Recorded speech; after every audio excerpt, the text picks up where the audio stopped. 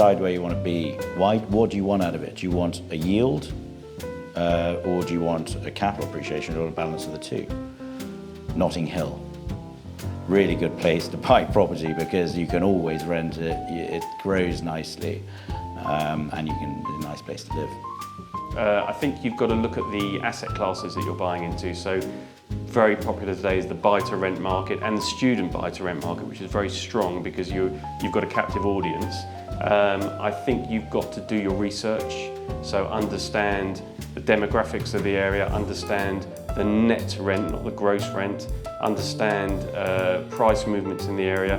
Do your research, because the danger is that you buy in an area, pay a price, but actually that area has no history of price movement, and if the market falls away, those are the areas that suffer first. You must make sure you have a great lawyer, great solicitor. You must make sure that you've organised your financing, get your mortgage sorted. And you must do your homework really thoroughly. Research is so important because when you're buying investment properties, it's incredibly important to look at many areas, and it may be that it's not London, it may be that it's Oxford or Cambridge, or it may be, another university town.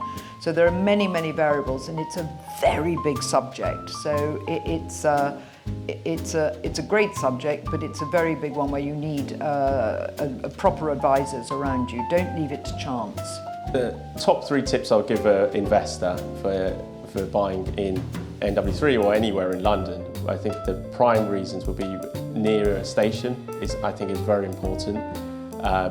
Near schools, I think, is very important, depending on the property. If you've got many bedrooms, then people want to be in catchment areas, and I think that's quite important for our marketplace as well.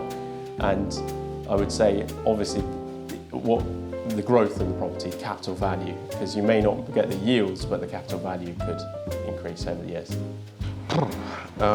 Try something else? The point is that you always hear about the success stories, and a lot of people say to us agents, why are you still doing agency? Why are you not doing development? Because surely you could make so much more money doing development. The answer is we've seen so many people go to the wall over the years that I think it's stopped. There's very few agents sort of go onto the other side, onto the development side, because we remember the ones that aren't successful, whereas from the outside, people only hear about those that are successful.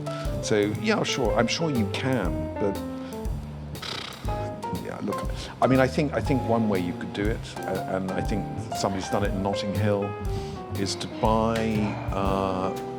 small apartments that are currently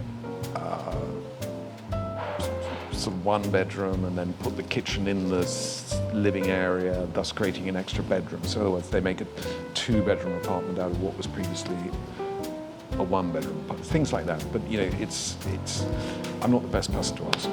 I get asked about property investment for beginners on a regular basis, and actually I think the first thing I would say to a young person, in fact I was saying it to a friend's son the other day, is buy your own home first, because any gain in value on your own home is not taxable.